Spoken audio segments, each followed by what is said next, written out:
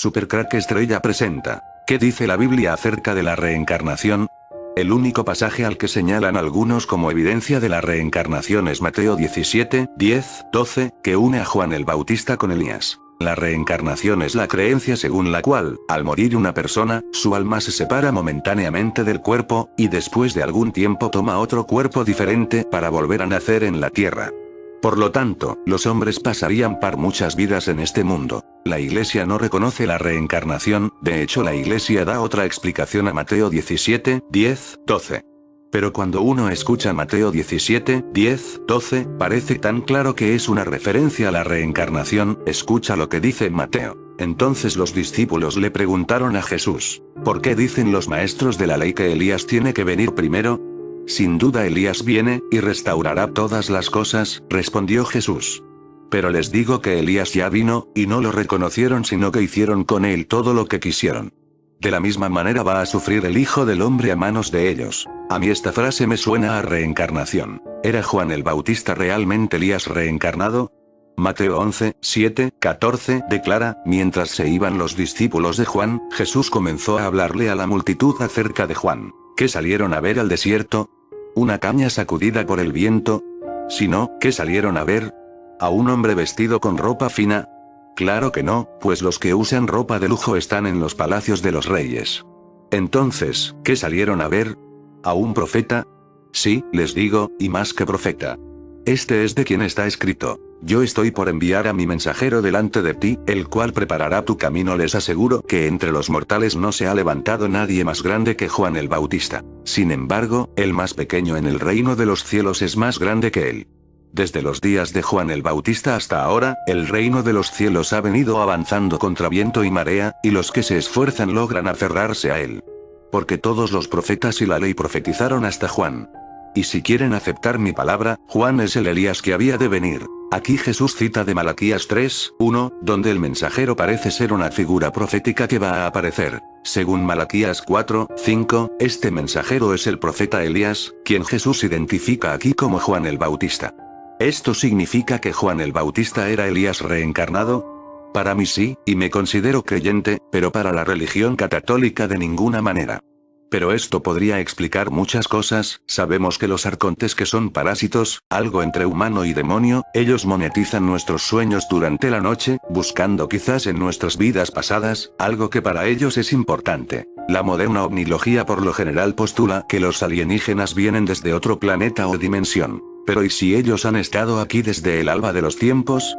El erudito autodidacta John Lash tiene una teoría más convincente arraigada en el gnosticismo. Que algunos alienígenas son los arcontes, estériles y corruptos primos del hombre puestos aquí por las mismas fuerzas celestiales que crearon a los seres humanos. De los arcontes se murmuraba en los textos, después del incendio de la biblioteca de Alejandría, que contenía alguna mención de estos misteriosos seres. Pero los poderes fácticos pasaron 1300 años expurgando los archivos, y prácticamente han suprimido a los arcontes de la historia humana. Y aquí llegamos al momento cumbre del video, el incendio de la biblioteca de Alejandría, quemada por el Imperio Romano en época de Julio César. Aquí tenemos uno de esos días que marcarán nuestras vidas en el futuro y para siempre. Porque se quemó la biblioteca de Alejandría. La primera evidencia de la ocultación de este mundo Matrix, realizada por el Imperio Romano. El mismo imperio que nos gobierna en estos momentos. En realidad nunca dejaron de estar ahí, ahora los césares son reyes. Observa el mapa de la Unión Europea, es el Imperio Romano, que marchó de Roma para emigrar a lo que hoy conocemos como Inglaterra, y desde allí a América. Y por supuesto Roma y Turín en el centro.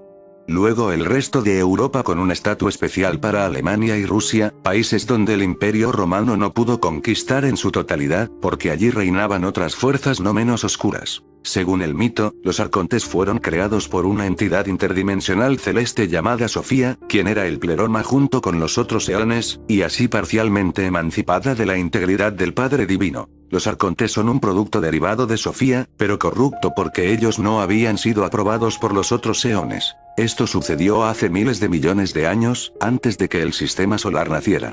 Estas conciencias celestes son difíciles de imaginar, ya que ellas existen fuera del espacio y el tiempo.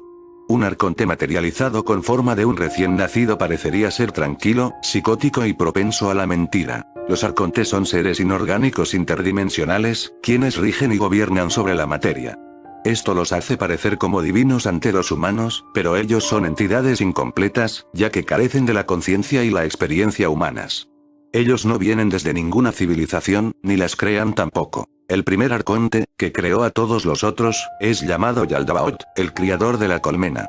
Este líder reptiliano es agresivo, territorial, y está cargado de poderes demoníacos. La materia es nuestra gran prisión en este mundo, donde todo lo que nos rodea es materia, pero cuando observas la materia desde dentro solo hay vacío, la materia es la prisión de nuestra realidad Matrix. Pero al igual que existe el mundo de materia, sabemos que existe otro de antimateria. La Biblioteca Real de Alejandría o Antigua Biblioteca de Alejandría, fue en su época la más grande del mundo.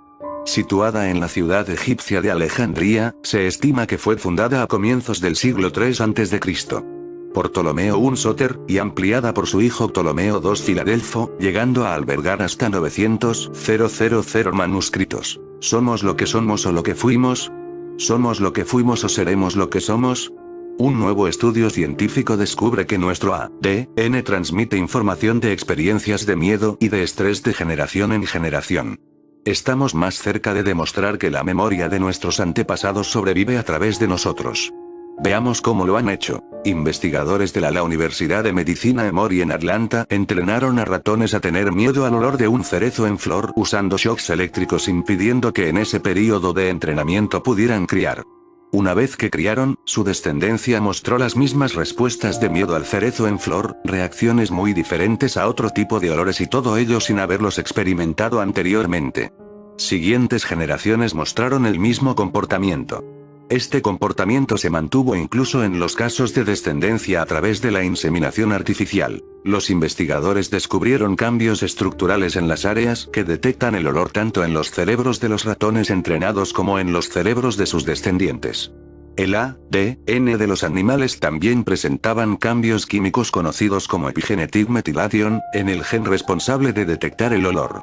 Esto sugiere que la experiencia, de alguna manera se traslada del cerebro al genoma, permitiendo así, que ésta pase a generaciones posteriores. Los investigadores esperan ahora llevar a cabo más estudios para entender cómo la información llega a ser almacenada en el ADN en un primer momento y también más estudios para saber si lo que ocurre entre ratones se puede trasladar a los seres humanos. Si esto es así, podríamos estar hablando de explicar muchas de las respuestas irracionales del ser humano como las fobias. Según el Telegraph, el Dr. Brian Díaz, del Departamento de Psiquiatría de la Universidad de Emory dijo: desde una perspectiva translacional, nuestros resultados nos permiten apreciar cómo la experiencia de un padre o madre, incluso antes de concebir, influyen marcadamente ambas la estructura y la función en el sistema nervioso de generaciones siguientes. El estudio muestra importantes consecuencias en el entendimiento y en el tratamiento de los miedos, las fobias, etc., ya que su origen puede ubicarse más allá, incluso de la fase de embarazo, y aunque muchos terapeutas ya estamos trabajando sobre esta realidad, el hecho de que existan estudios científicos son un marco que lo baja de lo paranormal a lo normalizado y eso, siempre, es un importante respaldo. Pero me gustaría ir más allá. Mientras leía el artículo sobre este nuevo descubrimiento se me ocurría pensar ¿y si esta es la explicación a la reencarnación? Llevamos años, siglos y milenios enzarzados en esta discusión eterna sobre si reencarnamos o no. Y, para mí, está más que claro que todos tenemos razón, pero que no nos ponemos de acuerdo porque los que dicen que no, hablan de una cuestión y los que decimos que sí hablamos de otra. Como ocurre en la mayoría de las discusiones. Cuando discutimos parece que hablamos de varias posturas diferentes sobre un mismo tema, cuando en realidad hablamos de la misma postura desde varios planos diferentes. Pero me explico un poco más concretamente dejando claro que hablo de hipótesis y que simplemente estoy elucubrando en alto y compartiendo, sin más prueba científica que lo que me digo a mí misma. Si este estudio sigue avanzando en la misma línea, es decir, que llega a comprobar que esto también ocurre en humanos, podría llegar a indicar que la reencarnación física de cuerpo a cuerpo, vida tras vida, tal y como ahora mismo todos nos la podemos imaginar, desde nuestra mente limitada, no existe. Sin embargo, podría demostrar otro tipo de reencarnación. A mí el estudio me sugiere que si cierta información sobre la vivencia y experiencia de mis ancestros, cada uno con su vida, se ha transmitido, a través del ADN, desde ellos hasta mí y desde mí hasta las siguientes generaciones, me está indicando que la reencarnación existe pero entendida de manera muy diferente, más bien metafórica. Habría una memoria en mi árbol genealógico que ha sobrevivido desde siempre hasta hoy y que marca mi experiencia hoy.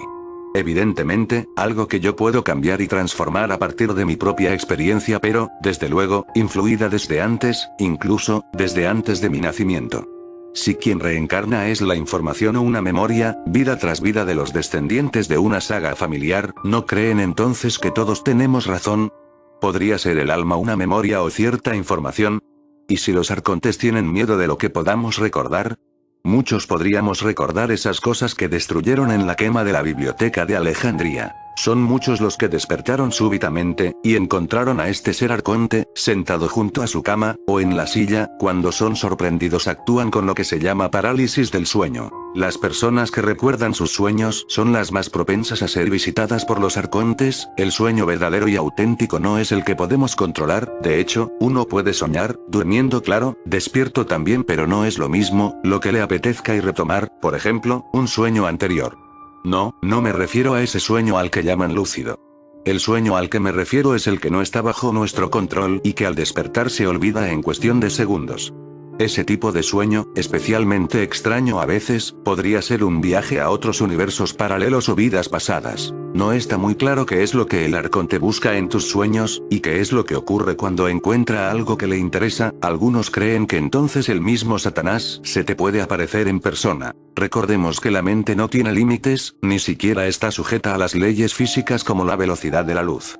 Uno puede estar aquí, en la Tierra, y desplazarse ipso facto a Plutón o a otro universo. Si a la Tierra venimos a aprender, lo más normal es que aprendamos de verdad viviendo todas las situaciones posibles, de ahí la teoría de los multiversos. Si uno quiere opinar sobre el sabor de un alimento, deberá probarlos todos para poder hacerlo. ¿Cómo sabríamos que no nos gusta el chocolate con leche si solamente probamos el negro y no nos gustó? Imagina todas las uniones de personas que tuvieron que darse hasta que tú naciste. La edad no está marcada por tu documento, y no por una cadena de cientos de años, quizás miles de años hasta que tuviste la luz. Ahora bien, ¿pero de dónde viene la idea de que a través de los sueños, uno podría entrar en contacto con mundos paralelos? La teoría de los multiversos y esos supuestos portales de acceso no es nueva.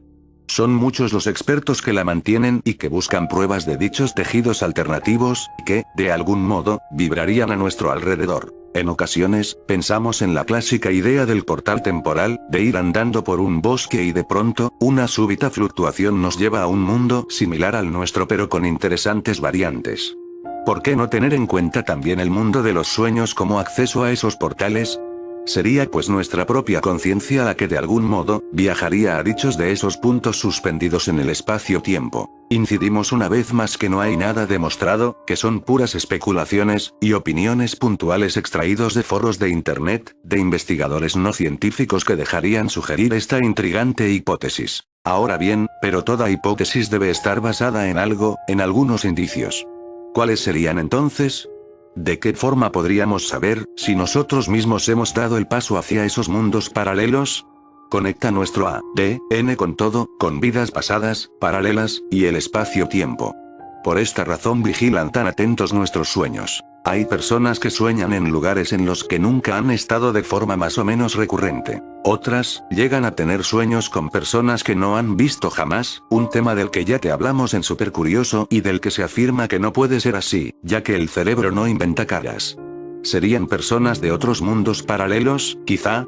Hay gente que por su parte, tiene sueños muy impactantes sobre escenarios poco usuales, futuristas. Aspectos que se relacionan con una mente llena de fantasía pero que para otros, serían en realidad viajes a mundos alternativos. Luego, como no, tendríamos a miles de personas en todo el mundo que ya sea una o varias veces a lo largo de su vida, tienen sueños proféticos. Hechos que acaban cumpliéndose. Para investigar esto, existe un interesante portal llamado The Premonitions, donde gente de todo el mundo puede registrar sus sueños. De esa forma, se estudia si hay coincidencias acerca de un hecho puntual que de algún modo, pueda prevenirse. Resulta sin duda tan curioso como interesante, puesto que para muchos, soñar con el futuro sería también viajar a un mundo paralelo. Una realidad similar pero no igual a la nuestra, donde algunas cosas ya han sucedido, y otras, en cambio, nunca llegarán a ocurrir. Otro fenómeno curioso que comentan muchas personas tiene que ver con los falsos despertares. En ocasiones, soñamos que despertamos en nuestra realidad, nos levantamos, vestimos, pero hay pequeños detalles que fallan. El espejo no está donde debería. La voz de tu pareja es diferente, de hecho, hasta lleva el cabello de forma distinta. Abres la ventana, y no vives en la misma ciudad. ¿Qué está pasando?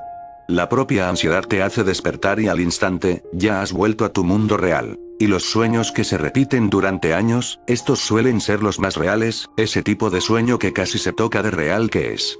Este tipo de sueño interesa mucho a los arcontes, si los tienes es seguro que te buscarán más en tus sueños. En fin, amigos de Supercrack Estrella, si el video te gustó, pulgar arriba.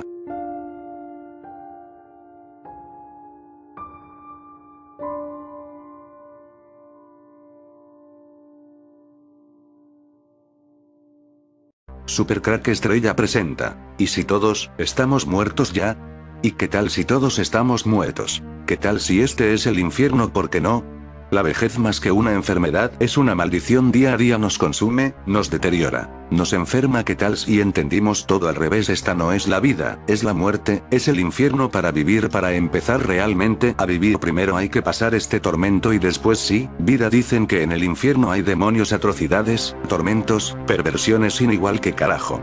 ¿Y esto que vivimos todos los días, qué mierda es?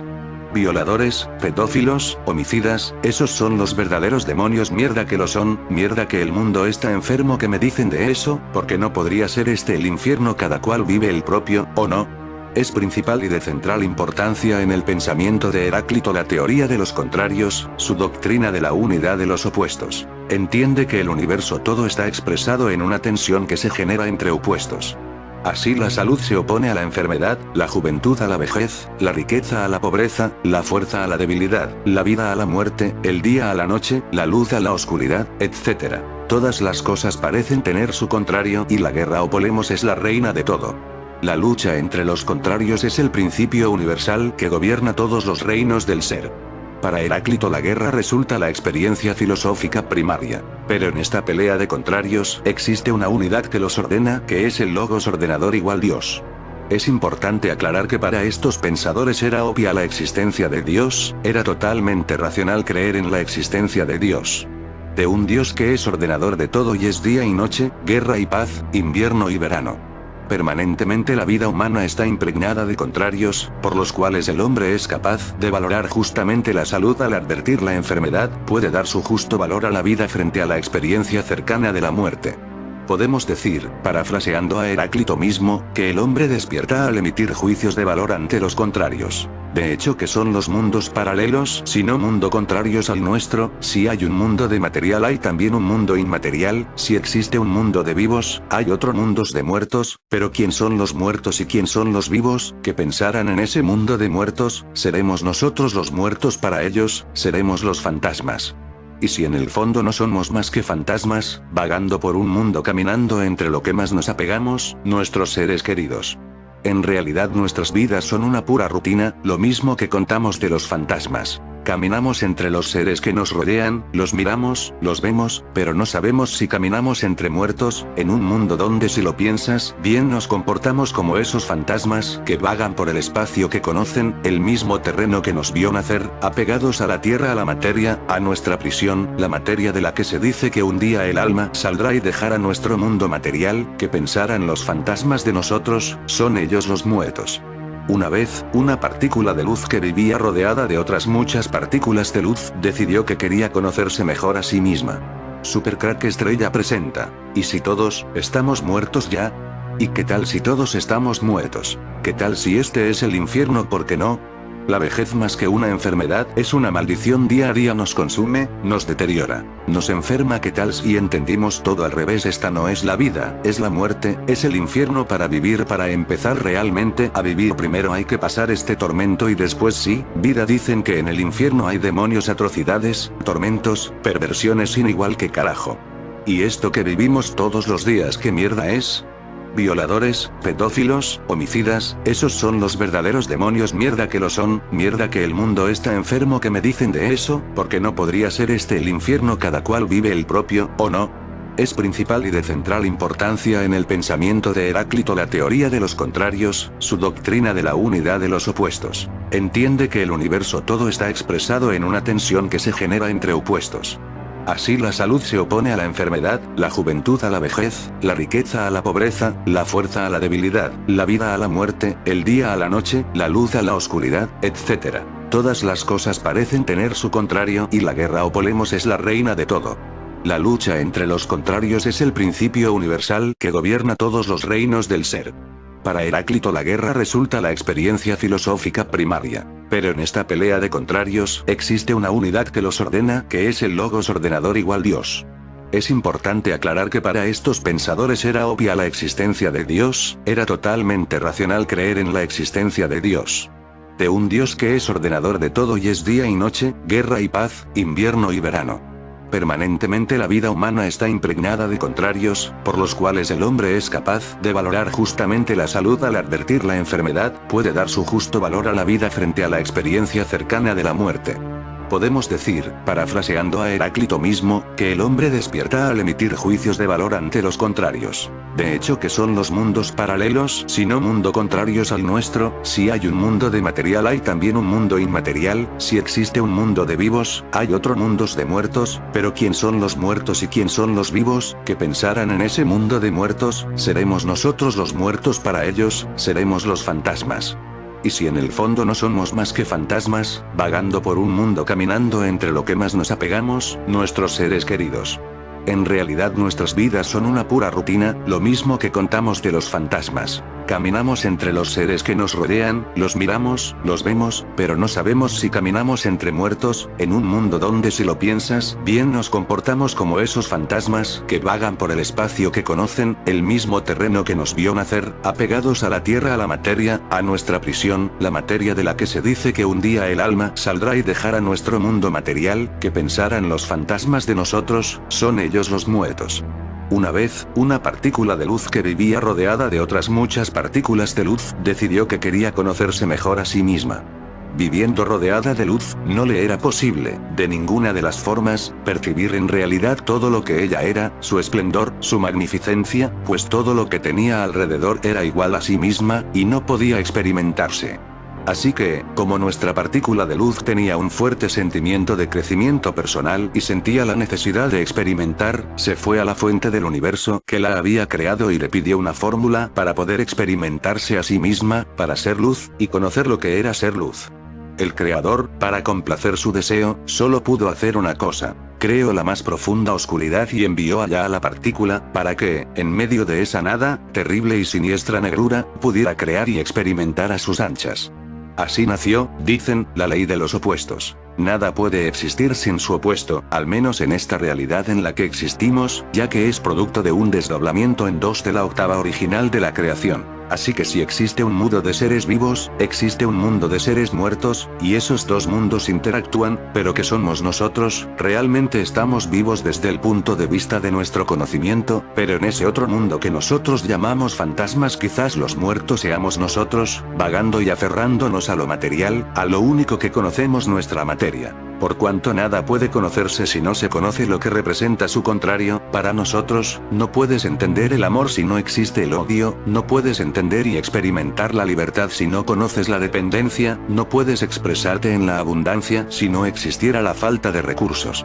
Todo tiene que tener un opuesto en este mundo en el que experimentamos la vida para poder conocerlo y vivirlo en todo su esplendor, y, aunque no queramos reconocerlo, si no existiera ese opuesto, que siempre vemos como negativo, jamás podríamos disfrutar plenamente de lo que queremos y percibimos como positivo.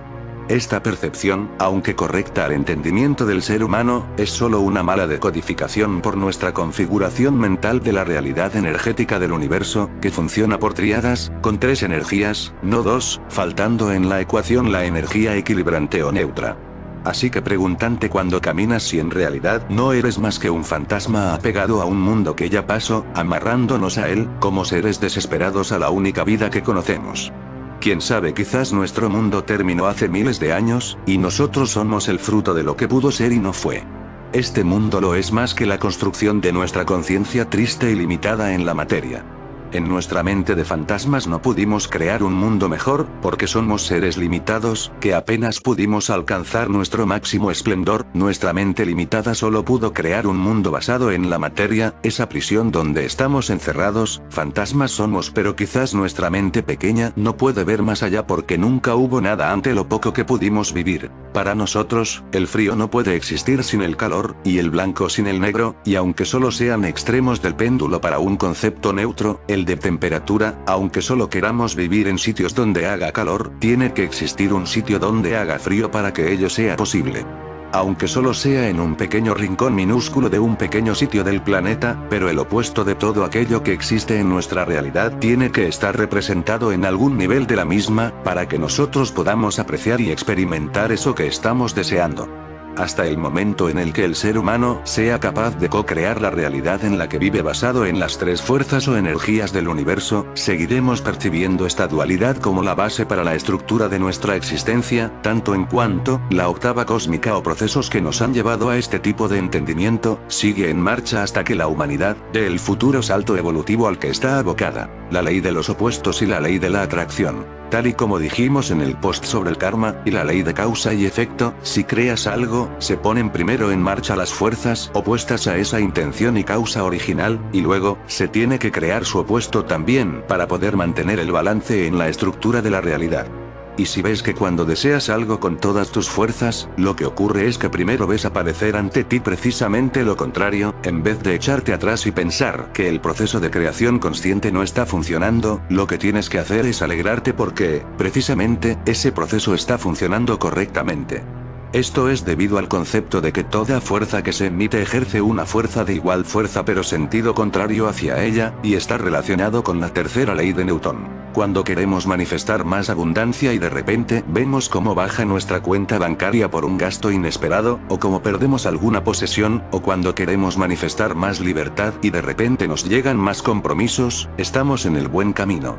El efecto de creación del opuesto pasará eventualmente si mantenemos la voluntad firme de ir a por lo que queremos inicialmente, y nosotros terminaremos disfrutando de aquello que habíamos querido crear en un principio, solo que, para que eso fuera así, primero por las leyes mecánicas que rigen el funcionamiento de la realidad, se ha de generar también la fuerza contraria en la cual tu deseo pudiera cobrar vida. Lo que resistes, persiste.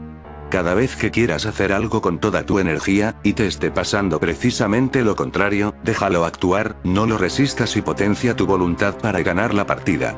Mientras no sepamos cómo neutralizar, que se puede, esta fuerza opuesta, es mejor dejar que se agote por ella misma. Es parte del proceso. Si ocurre algo que te molesta o que no es lo que quieres, pero que está precisamente relacionado, en el polo contrario, con aquello que estás intentando conseguir, no le ofrezcas resistencia sino que enfoca tu energía en reforzar lo que deseas. La energía de ese evento, hecho o situación pasará, para dar lugar a aquella que representa lo que realmente estás intentando alcanzar. Si te enfocas en el opuesto, le estás dando poder, le estás prestando una atención que no necesita y estás entorpeciendo el proceso de manifestación de lo que sí que quieres de verdad. Opuestos a nivel mundial. Nunca me he atrevido a decir que para que unos vivan en la abundancia otros tienen que vivir en la miseria. Me resulta extremadamente fuera de lugar y difícil de aceptar. Que para que unos vivan felices otros tienen que ser infelices, o para que exista algo en un sitio, en otro debe dejar de existir, sobre todo cuando hablamos de cosas o necesidades básicas del ser humano. Hasta ahora no había encontrado una respuesta a esto, y precisamente gracias a unos comentarios que leí de Neale Donald Walsh, el autor de Conversaciones con Dios, he entendido que esto no tiene por qué ser así. Aunque es lo que puedo pensar en mi mente material imperfecta. Un día en ese mundo de los muertos, sería algo así como lo que nosotros llamamos limbo. En fin, amigos de Supercrack Estrella, si el video te gustó, pulgar arriba.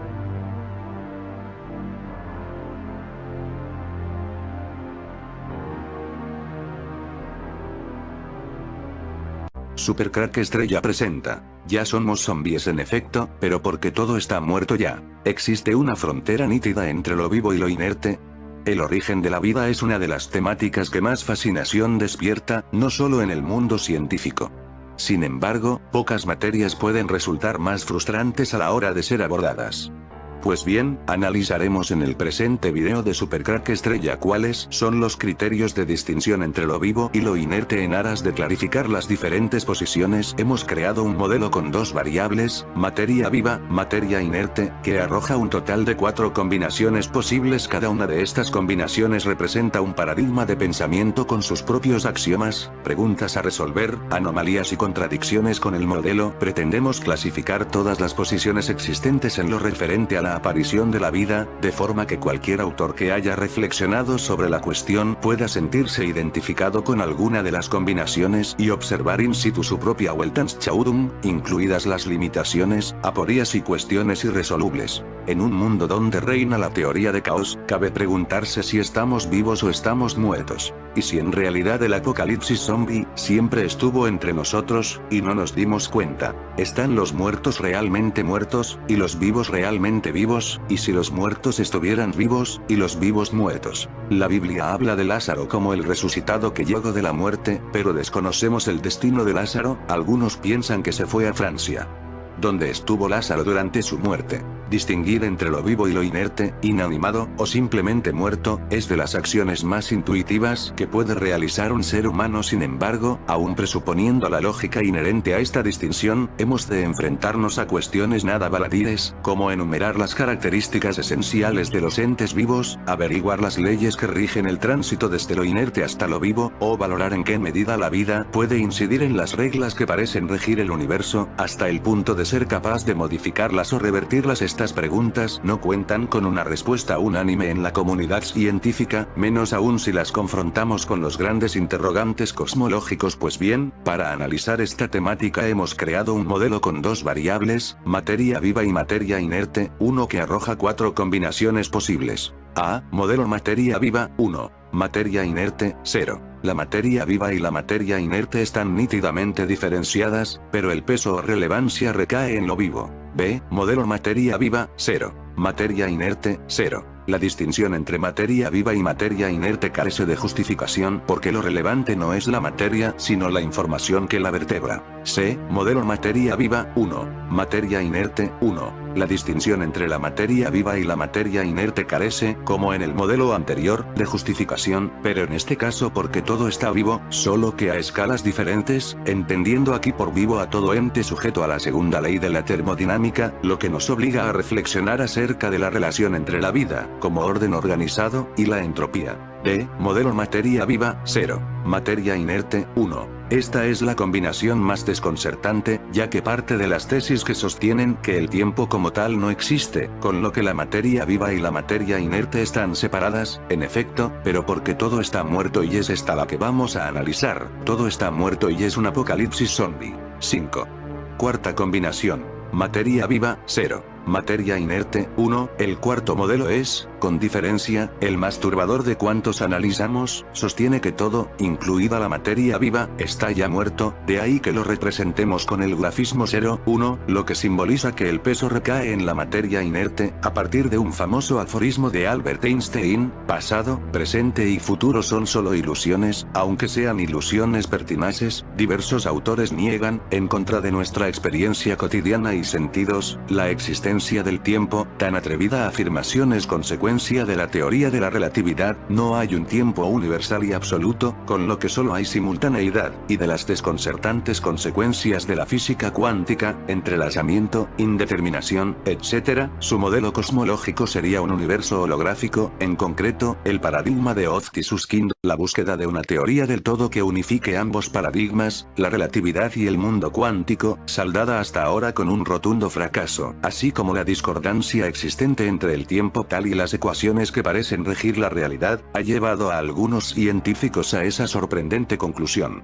Todos los hechos, por llamarlos de alguna manera, estarían estampados en el universo como fotografías fijas, en un contexto estático, sin movimiento alguno. La flecha del tiempo sería un constructo cultural, una mera convención humana. Ni siquiera somos capaces de expresar con las palabras adecuadas las implicaciones de esta hipótesis cosmológica. Pues bien, con un escenario tan inquietante como el descrito, las preocupaciones acerca de la vida resultarían, en comparación, triviales. Una nimiedad ante el calado del desastre desafío que representa este paradigma. En efecto, si el tiempo, el movimiento, la causalidad, es una ilusión, el problema ya no es cómo es que existe la vida, sino por qué creemos que estamos vivos. El núcleo de la cuestión residiría ahora, no ya en la materia viva, sino en una parte de ella, en concreto, en la conciencia humana, que percibe lo que no es. Desde esta perspectiva, nuestro cerebro, que es un producto de la evolución, pensaría acerca de sí mismo que está vivo, de la misma manera que existir y ser meramente ilusorio. La vida es la suma de nuestros últimos momentos. La vida como sueño rememora la literatura calderoniana, pero en este modelo cosmológico es algo más profundo. ¿Qué diferencia hay entre sostener que el tiempo no existe y afirmar que existe Dios? Quizás sea esta la principal carencia del modelo que analizamos, su carácter metafísico. En efecto, que matemáticamente este paradigma sea posible no implica que empíricamente lo sea. ¿Cómo verificar, falsar, o contrastar una teoría tan contraria a la intuición? Además, afirmar que el tiempo es una ilusión es como sostener que la realidad no existe, con lo cual, ¿qué hacer con las constantes cosmológicas, la evolución, el Big Bang o las supernovas? Esto es, ¿en qué parte de la realidad situar estos eventos, hechos, sucesos o reglas? ¿Cómo razonar empleando una mente que cree estar viva cuando a la vez se razona a sí misma como inerte? ¿Compiten los físicos con los teólogos a la hora de formular enunciados no verificables? ¿Se reducirá la física cosmológica a la neurología? ¿A quién comunicar las conclusiones de asertos tan desconcertantes? En la práctica, este paradigma, minoritario pero no inexistente, supone la demolición del axioma básico del razonamiento humano, el cogito ergo sum cartesiano. Un aforismo del tipo pienso sin existir podría ser coincidente con alguna religión panteísta, animista, con el misticismo cristiano, etc., pero una cosa es analizar curiosidades multiculturales y otra muy diferente universalizarlas epistemológicamente.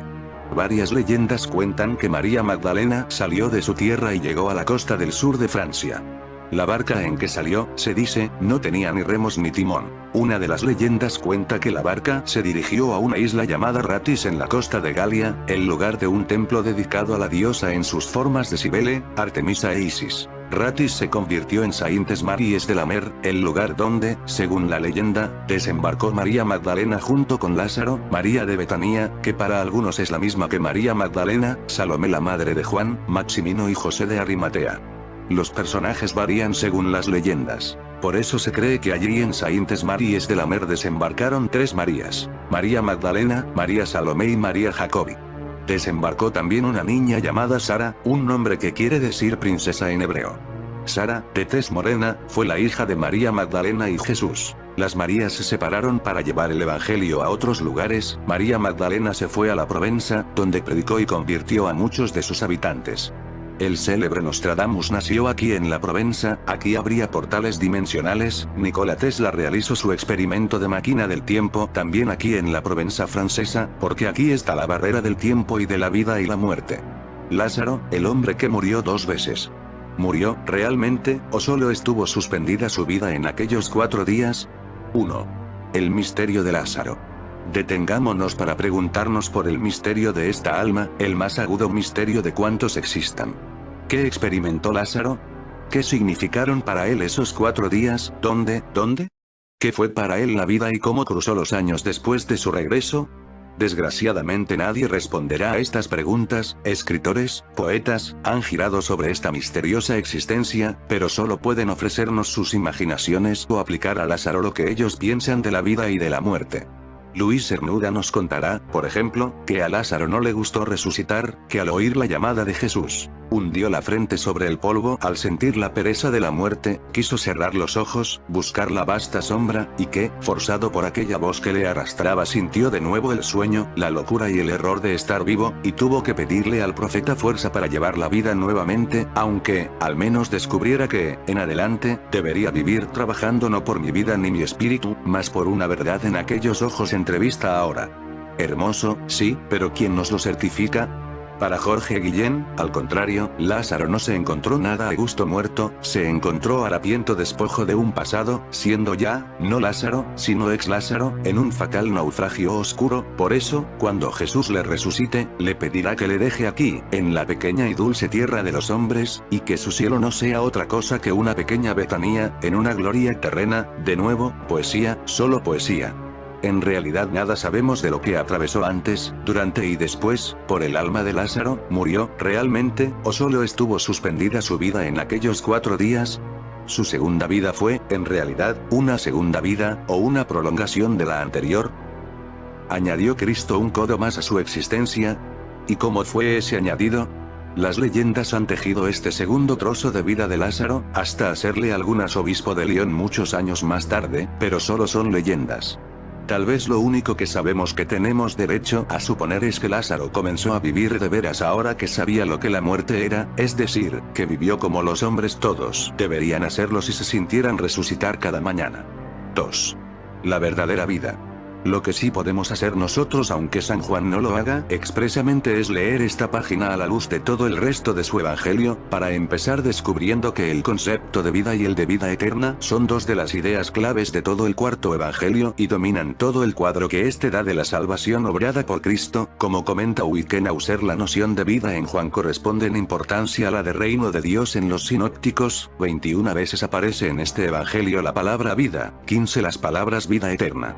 Dios es el Padre que vive. 6:57. Él es el único que originalmente posee la vida y Él quien la comunica. No hay otra vida que la que Dios posee. Los hombres tienen vida en el Hijo, en su nombre. 3:15, 20, 31. Y esta vida que el Hijo comunica a los hombres es mucho más que la vida natural, es la vida trascendente del mundo superior, la vida eterna, un bien en orden a la salvación, o, para ser más exactos, es la salvación misma, la condición de quien está salvado. Los hombres realmente vienen al mundo privados de vida, creen vivir pero están muertos, están en la muerte, y lo están mientras no reciban vida de Jesús. Podemos ver entonces cómo en la Biblia está la ciencia, que nos dice que ya estamos muertos pero no lo sabemos, y en cierto modo la vida ya es un apocalipsis zombie. A la luz de todo esto, ¿podemos entender mejor lo sucedido a Lázaro?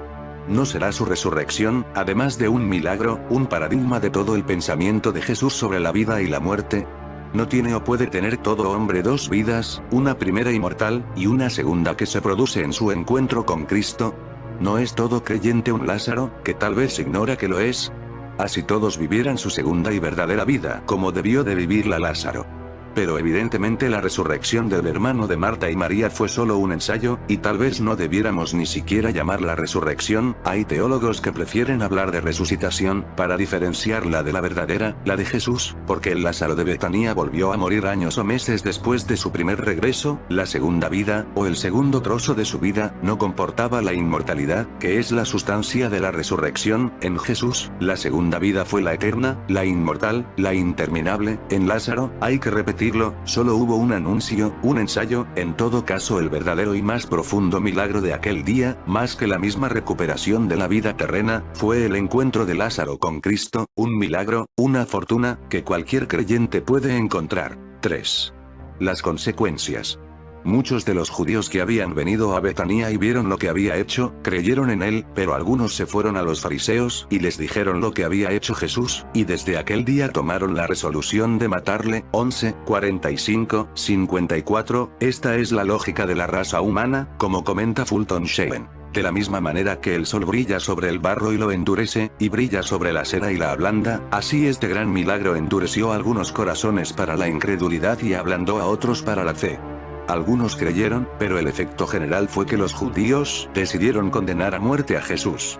El apóstol sabe muy bien que los milagros no son remedios contra la incredulidad. Si Lázaro y sus hermanas hubieran creído hacer algún favor al triunfo de Cristo, ayudándole con un supuesto milagro, habrían demostrado, entre otras cosas, muy corta inteligencia y mucho desconocimiento de la realidad.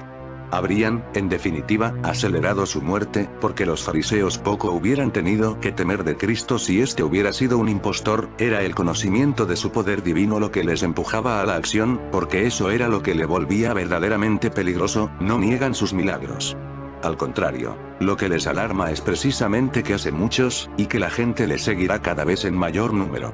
Estrecharán el cerco, no porque le crean un impostor, sino porque se dan cuenta de que no lo es. Jesús lo sabe. Tenía razón en el fondo Tomás al decir que subir a Jerusalén era ascender a la muerte. Jesús no solo se ha metido en la madriguera del lobo, sino que le ha provocado con un milagro irrefutable. La resurrección de Lázaro no dejaba escapatoria. O creían en él, o le mataban, y habían decidido no creer en él, por eso esta resurrección era el sello de su muerte, pero aún no había llegado su hora. Por eso señala el evangelista que, después de estos hechos, Jesús ya no andaba en público entre los judíos. Antes se fue a una región próxima al desierto, a una ciudad llamada Efrem, y allí moraba con los discípulos. Invirtamos ahora la crítica, supongamos que es cierto y tratemos de abstraer sus implicaciones. ¿Qué explicaría el hecho de que el tiempo no exista? Dado que la hipótesis del tiempo atemporal es tan temeraria, nos legitima de alguna manera a formular también preguntas con el mismo nivel de atrevimiento. Nos planteamos en concreto dos. A. Si hay alguna relación entre este modelo y el hecho de que no hayamos encontrado vida inteligente todavía. B. Y si hay alguna relación entre este modelo y la aparente ausencia de leyes que rijan la creación de la vida. En efecto, nuestro inexplicable fracaso a la hora de encontrar vida extraterrestre, es la consecuencia necesaria de un universo estático, sin movimiento, donde el tiempo es una mera ilusión humana, o terrestre. No hallamos nada porque no hay nada que hallar, no porque seamos una creación divina, ni mucho menos, sino simplemente porque nuestras bases epistemológicas, tiempo, causalidad, pasado, futuro, son profundamente erróneas.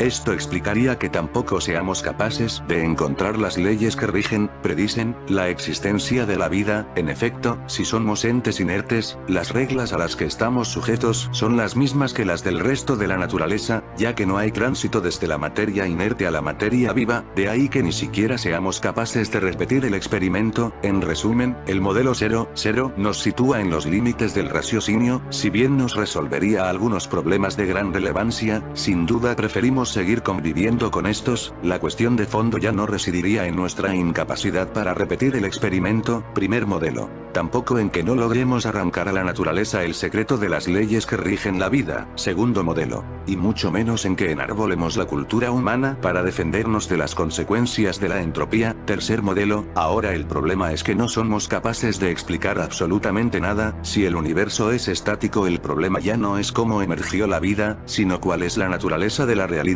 que nos rodea. Nos resultaba sorprendente un universo que permitiese observadores, pero más inconcebible aún nos resultaría un observador sin universo. Si el tiempo no existe, en efecto, no nos hace falta seguir invirtiendo en SETI, pero nos deja tantas cuestiones abiertas que si pudiéramos elegir, probablemente optaríamos por seguir conviviendo con la búsqueda a ciegas en la inmensidad del espacio.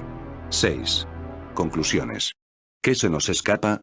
Hay varias anomalías que se superponen. Que no dispongamos de una ley que prediga la existencia de la vida. Que no seamos capaces de reproducir la vida desde o a partir de la materia inerte. Que no hayamos encontrado todavía vida extraterrestre. Que la vida inteligente no haya colonizado espacios vastos, pero no inabarcables, como nuestra galaxia. Que la vida y la entropía parezcan incompatibles. La naturaleza del tiempo y sus conceptos afines, como los de flecha del tiempo o la causalidad. La naturaleza de la conciencia, con un cerebro que percibe lo que parece no ser, como el tiempo, pero que a la vez es capaz de tomar conciencia de su ilusión, percepción que difícilmente encaja con los parámetros darwinistas. ¿Qué clase de ventaja adaptativa sería la que permite tomar conciencia de la inexistencia de la realidad? Etcétera. Examinados estos interrogantes en su conjunto, dan la impresión de que las cuestiones sustanciales en lo referente a la vida distan de ser comprendidas de forma holística. Mientras que en física parece que siempre se está cerca de unificar la teoría de la relatividad y la física cuántica, aun cuando por ahora sea solo una ilusión, en lo referente a la vida parece como si no hubiera nada que unificar porque no hemos comenzado todavía y está todo por hacer. Quizá haya procesos químicos o físicos que desconozcamos hasta el punto de no ser capaces de plantearnos ni siquiera las hipótesis correctas. Quizá la energía necesaria para iniciar el proceso de la vida sea la propia de las supernovas o de las estrellas de neutrones, como ocurre para que aparezcan los materiales pesados que también nos conforman. Quizá sea al contrario, y la vida no necesite condiciones muy singulares para germinar. Quizá, que no hayamos encontrado vida todavía, sea un indicio de algún interrogante cosmológico que no somos capaces de intuir aún. Quizá podamos algún día relativizar el calado del problema encontrando vida extraterrestre o reproduciendo la existente en la Tierra, pero mientras tanto poco más se puede hacer. La que parece ser la conclusión más relevante de esta comparativa de paradigmas es que no podemos resolver el misterio de la vida de forma separada a los modelos cosmológicos, la radical separación existente entre la biología y la física, aun cuando esté siendo superada por la astrobiología, perjudica nuestro objeto de estudio, aunque pudiéramos repetir algún día el experimento natural de crear vida, seguiríamos sin tener una ley que prediga la existencia de esta, ni siquiera tenemos hipótesis plausibles acerca de cómo conectar una ecuación formada por variables como hidrógeno, gravedad, tiempo y vida.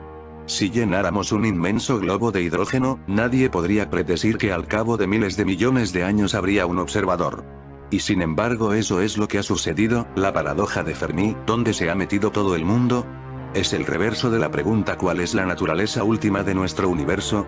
Digresiones tan interconectadas que no deberíamos abordarlas por separado, paralelismos o analogías como las establecidas entre la transición de fase en física cuántica y el salto de la materia inerte a la vida, la relación entre la física cuántica y la evolución, la relación entre la ruptura de simetría entre la materia y la antimateria, de un lado, y la quiralidad de la vida, de otro, el vínculo entre la luz polarizada de las estrellas y la supervivencia de los aminoácidos levógidos que nos conforman, la relación entre la vida y la asimetría de átomos y moléculas, o en qué medida ha podido influir la fuerza nuclear débil, etc., muestran precisamente este persistente esfuerzo por vincular los interrogantes cosmológicos con los de la vida, como si forzáramos las relaciones entre variables dispares en un desesperado esfuerzo por terminar de entrelazar aspectos de una realidad tan incomprensible como inaprehensible. ¿Qué pasa cuando morimos? Casi todas las denominaciones cristianas enseñan un cielo o un infierno después de la vida, básicamente, creen que todo ser humano tiene un alma inmortal que irá directamente al cielo o al infierno después de que el cuerpo físico muera. Hay muchas ideas acerca de cómo son el cielo y el infierno, y acerca de quién va a ir al cielo y quién al infierno. Pero las ideas populares acerca del cielo y el infierno provienen de la Biblia. La Biblia enseña claramente que todos los seres humanos mueren, y de la manera que está establecido para los hombres que mueran una sola vez, Hebreos 9:27. Ya que todos vamos a morir, lo que sucede después de la muerte es una de las preguntas más importantes que podemos hacer y responder. ¿Qué dice la Biblia acerca de la muerte? La respuesta corta a esta pregunta es que la Biblia dice literalmente que después de la muerte simplemente morimos, no vamos al cielo o al infierno, ni mantenemos un estado de conciencia. Los muertos duermen en la inconsciencia, no piensan ni sienten nada. Pero la buena noticia es que el sueño de la muerte no es permanente, la Biblia enseña que habrá una resurrección, una restauración de la vida en un futuro próximo. Versículos de la Biblia que describen la muerte como el sueño. Cuando la Biblia describe la muerte, con frecuencia la compara con el sueño. ¿Por qué no morí yo en la matriz, o expiré al salir del vientre? Pues ahora estaría yo muerto, y reposaría. Dormiría, y entonces tendría descanso. Job 3:11-13, énfasis añadido. Así el hombre yace y no vuelve a levantarse. Hasta que no haya cielo, no despertarán, ni se levantarán de su sueño. Job 14:12, énfasis añadido. Porque en la muerte no hay memoria de ti. En el Seol, ¿quién te alabará? Salmos 6:5. Mira, respóndeme, oh eterno Dios mío. Alumbra mis ojos, para que no duerma de muerte. Salmos 13:3, énfasis añadido, pues sale su aliento, y vuelve a la tierra. En ese mismo día perece en sus pensamientos. Salmos 146:4. Y muchos de los que duermen en el polvo de la tierra serán despertados, unos para vida eterna, y otros para vergüenza y confusión perpetua. Daniel 12:2, énfasis añadido. Dicho esto, les dijo después: nuestro amigo Lázaro duerme, mas voy para despertarle. Pero Jesús decía esto de la muerte de Lázaro, y ellos pensaron que hablaba del reposar del sueño. Juan 11:13, énfasis añadido. Porque a la verdad David, habiendo servido a su propia generación según la voluntad de Dios, durmió, y fue reunido con sus padres, y vio corrupción. Hechos 13:36, énfasis añadido. Por lo cual hay muchos enfermos y debilitados entre vosotros, y muchos duermen. 1 Corintios 11:30, énfasis añadido. Entonces también los que durmieron en Cristo perecieron, mas ahora Cristo ha resucitado de los muertos. Primicias de los que durmieron es hecho. 1 Corintios 15:18-20, énfasis añadido. He aquí, os digo un misterio. No todos dormiremos, pero todos seremos transformados. 1 Corintios 15:51, énfasis añadido. ¿En qué se parece la muerte al sueño? La muerte se parece al sueño, en que cuando uno ha muerto no se produce ningún pensamiento consciente, las personas que están muertas están completamente inconscientes, no tienen noción del tiempo, no tienen ningún sentimiento y no están conscientes de sí mismos o de su entorno. Estos versículos de la Biblia explican con más detalle cómo la muerte es un estado de inconsciencia, pues sale su aliento, y vuelve a la tierra. En ese mismo día perecen sus pensamientos. Salmos 146, 4. Porque los que viven saben que han de morir, pero los muertos nada saben, ni tienen más paga, porque su memoria es puesta en olvido. Eclesiastés 9, 5. Los versículos de la Biblia que hemos citado en este artículo dejan claro que cuando una persona muere, está inconsciente, la muerte es como el sueño. Pero mucha gente cree que las personas buenas van al cielo cuando mueren. De hecho, cada año miles de personas preguntan en los diferentes buscadores: ¿iré al cielo? Las escrituras anteriores responden esa pregunta de manera indirecta. Colectivamente nos hablan del estado mental de los muertos y usan una analogía, el sueño, que no coincide con la idea que se tiene cerca del cielo comúnmente. La mayoría de las iglesias no enseñan que la gente va al cielo a dormir por la eternidad. No hay ninguna escritura que diga que vamos a ir al cielo cuando muramos. De hecho, Jesucristo, la máxima autoridad a la que podemos consultar acerca del tema, dijo en Juan 3, 13: Nadie subió al cielo, sino el que descendió del cielo, el Hijo del Hombre, que está en el cielo. El apóstol Pedro ratificó la enseñanza de Jesucristo en su famoso sermón de Pentecostés, el cual pronunció 7 semanas después de la resurrección de Jesús. Varones hermanos, se os puede decir libremente del patriarca David, que murió y fue sepultado, y su sepulcro está con nosotros hasta el día de hoy, porque David no subió a los cielos. Hechos 2, 29, 34. Platón. El saber que vas a morir es lo que hace que la vida sea única e irrepetible.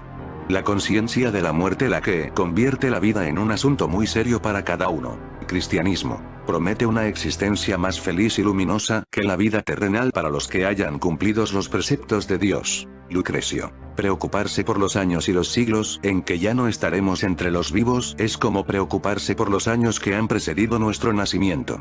Ni antes nos dolió, ni después nos dolerá. Epicuro. Este sabio afirma que los verdugos y horrores infernales no son más que fábulas que no deben asustarnos a la hora de pensar en la muerte, ya que nunca vamos a coexistir con la muerte. Si estamos nosotros no puede estar la muerte, y al contrario. Martin Heidegger definió la muerte como algo que se presenta en el ahora de la vida del hombre. Tomás de Aquino habla sobre el mal que representaba la muerte, simplemente por el hecho de que con ella se acaba la vida. Cicerón dice que filosofar no es otra cosa que prepararse para morir.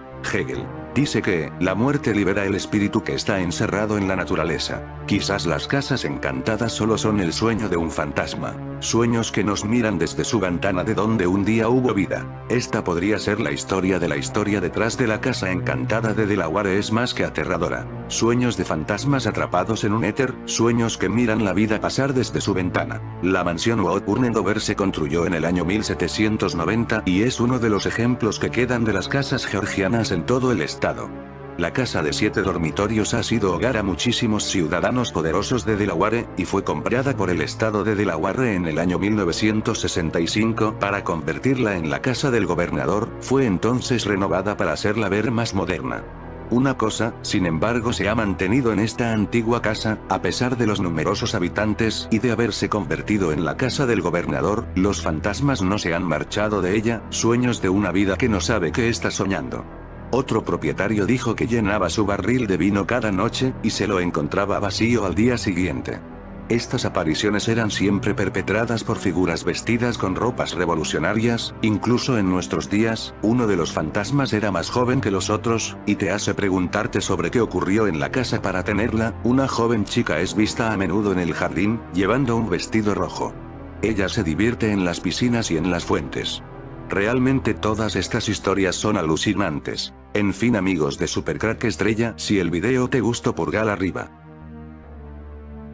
Supercrack Estrella presenta Preparando al mundo para el sexo con fantasmas. Uno de los planes más satánicos, es liberar el pozo del abismo para que salgan los demonios, algo que realizarán con la máquina de Suiza llamada CERN. Cuando liberen el pozo del abismo, los demonios de antimateria saldrán esparcidos a nuestro mundo. El plan de la élite es que estos demonios de antimateria y materia oscura puedan tomar el cuerpo de los humanos, principalmente humanos del género masculino, seres corrompidos por la sociedad moderna, corrompidos por los satánicos, pero para que los demonios antimateria puedan tomar los cuerpos humanos de materia, necesitarán crear en los cuerpos humanos un campo de exclusión, una zona magnetizada con imanes para que la materia y la antimateria no puedan entrar en contacto, no puedan tocarse, ya que si la materia y la antimateria se tocan se destruyen. Para que los demonios puedan tomar los cuerpos humanos en la Tierra, tendrán que tener una zona dentro del cuerpo donde se pueda aislar la antimateria del demonio invasor, mediante un sistema de magnetismo dentro del cuerpo humano, y mediante imantación la antimateria entrante en el cuerpo. Una vez infectado el cuerpo por el demonio, este tomará el control del humano, y empezará una segunda fase, la del sexo con demonios, que la élite llama fantasmas. La élite ya lanzó una ventana de Overton para preparar a los humanos al sexo con fantasmas. Luego vendrán los híbridos nacidos de estas uniones, híbridos de demonios con humanos. El fin de la raza humana, la creación de Dios, será exterminado, logrando Satanás vencer a su creador. Este es el plan más secreto del mundo. Desconocemos cómo la élite logrará ese campo de exclusión dentro del cuerpo humano, ese campo para que la antimateria del demonio no se toque con la materia orgánica de nuestros cuerpos humanos, pues esto nos destruiría, y se necesita de esta fusión de demonio y humano, materia y antimateria, para crear los híbridos demonios humanos que vendrán después de la unión de mujeres y hombres ya poseídos. Y la oscuridad se apoderó del mundo, y las tinieblas se abrieron ante ti, y tú no supiste entender. La idea sería tener en el cuerpo un nanorobot con nanoimanes superpotentes, que puedan mantener en suspensión la antimateria, de tal forma que ésta quede en suspensión sin tocar las paredes del nanorobot. El demonio quedaría dentro del nanorobot. Cuando el pozo del abismo sea abierto, estos demonios entrarán en los nanorobots de los cuerpos que ya lo tengan incorporados, tomando la posesión diabólica del sujeto. La idea es que estos sujetos infectados luego puedan tener sexo con fantasmas, y así nacerán una nueva raza híbrida de humano con demonio. Para ello la élite satánica ya está preparando al mundo con una ventana de Overton, y el cine y las películas ya nos están preparando para ello. Ucrania es el país donde están realizando pequeños experimentos con esto. Recordemos que Ucrania está invadida, como ya hablé en un video, preparando al mundo con mensajes como este: mujeres están teniendo sexo con fantasmas porque con hombres vivos está sobrevalorado. Recientemente, 2 mujeres dieron a conocer sus experiencias sexuales con fantasmas. Y resulta que no son las primeras en afirmar que han tenido intimidad con seres paranormales. Sian Jameson es una mujer que habló sobre su encuentro sexual con un guapo fantasma en una casa de Gales, después de una ruptura traumática con su novio de muchos años. El fantasma primero la visitó en una serie de sueños, y luego se materializó a su lado. Ella dice que sintió todo tipo de cosas durante el acto sexual. Él vivió hace más de 100 años y su nombre era Roberts. Según ella, su cuerpo era suave y liviano, y se sentía casi sin peso. Sin embargo, el sexo fue increíble.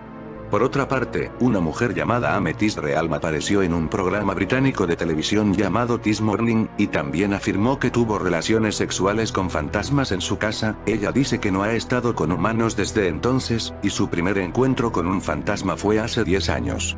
El fantasma apareció a mitad del coito con su novio mortal. Ella explica que su prometido vio la forma de un hombre a través de la ventana del cuarto de invitados.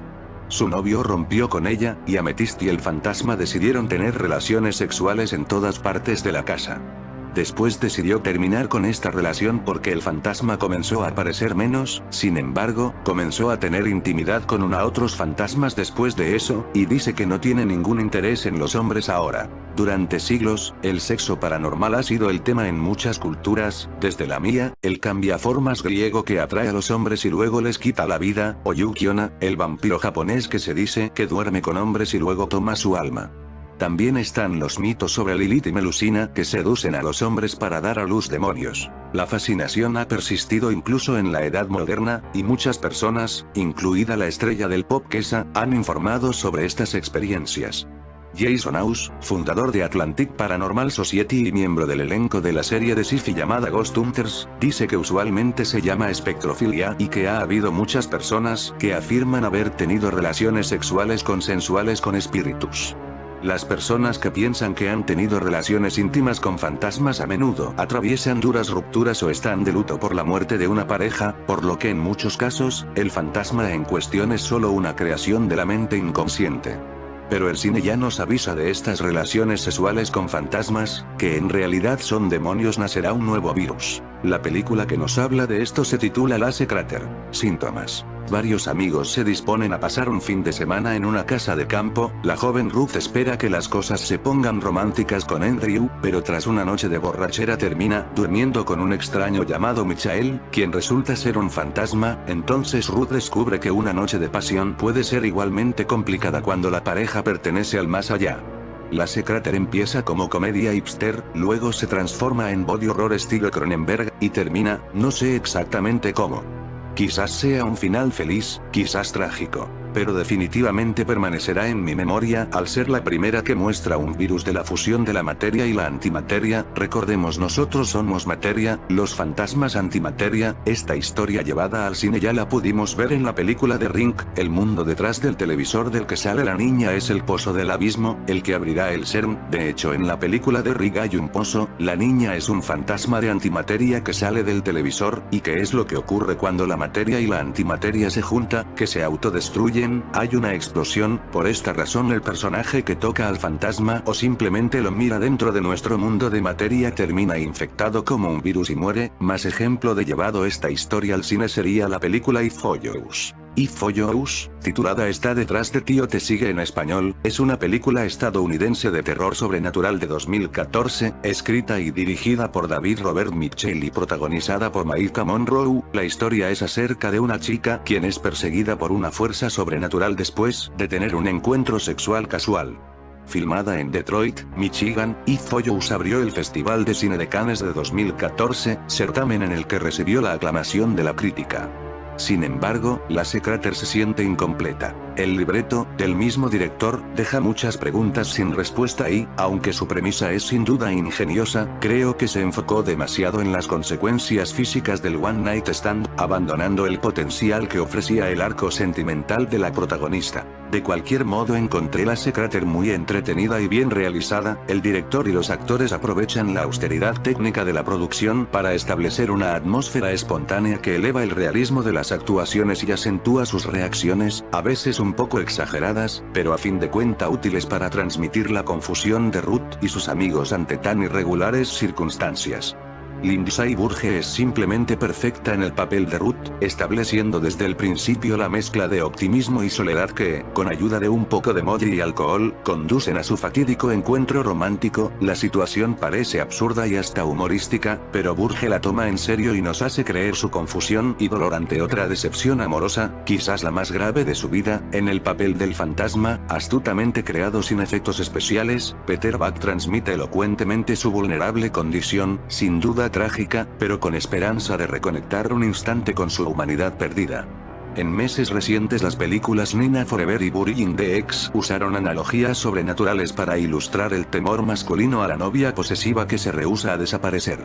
Lase Crater explora la perspectiva femenina de un problema similar, apoyada por una armónica fusión de drama, humor y horror orgánico que incrementa el impacto de la historia y preserva su honestidad emocional a pesar del subtexto paranormal, y, además, Lase Crater nos deja con un importante mensaje que ya deberíamos saber. No importa si el fulano es un apuesto hipster o un fantasma melancólico, siempre hay que usar protección.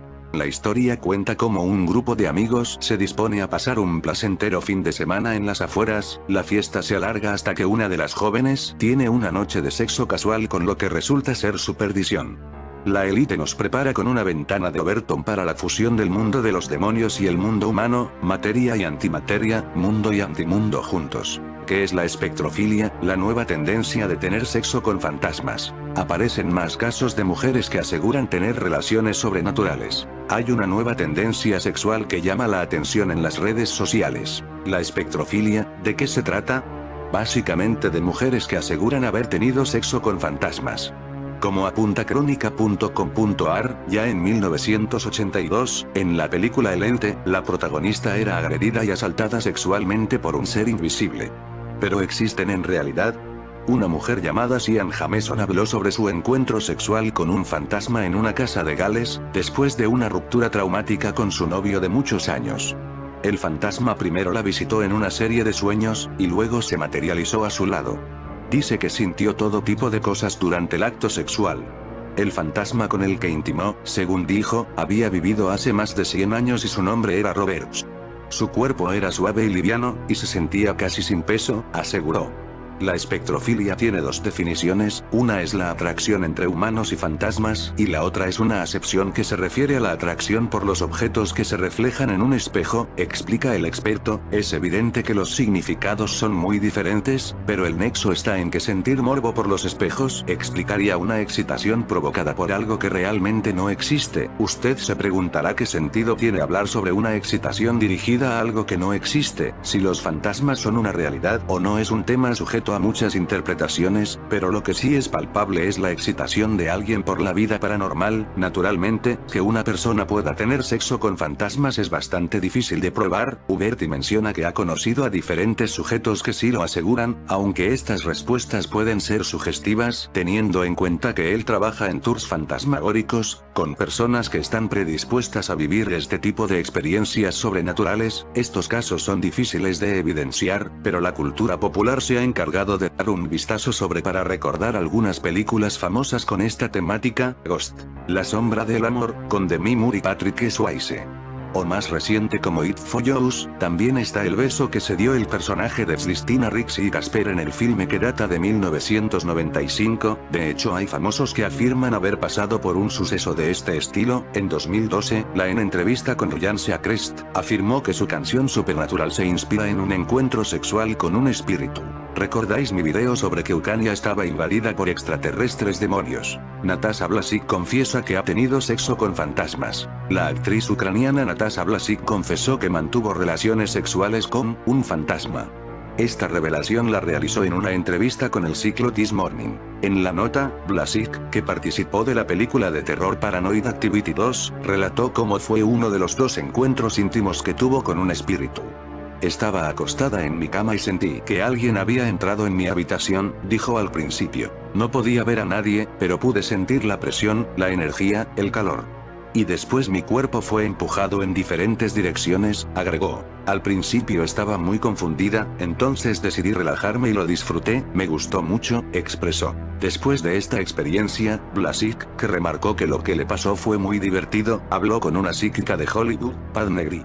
Ella le explicó que había tenido sexo con un fantasma y que muchas personas pasaron por la misma situación. Recordemos para terminar el video, que en la película The Ring el televisor representa el CERN de Suiza, y es que los televisores de tubo son realmente mini aceleradores de partículas a pequeña escala, lo mismo que es el CERN, y es que nada en estas películas es casual y todo está estudiado al milímetro. ¿Recuerdas la película Poltergeist, de dónde salen y entran los demonios? Del televisor, el mini acelerador de partículas, pero la élite tiene ahora su super televisor, el CERN de Suiza. Él abrirá el pozo del abismo, lo demás será historia contada solo aquí en mi canal. En fin amigos de Supercrack Estrella, si el video te gustó pulgar arriba.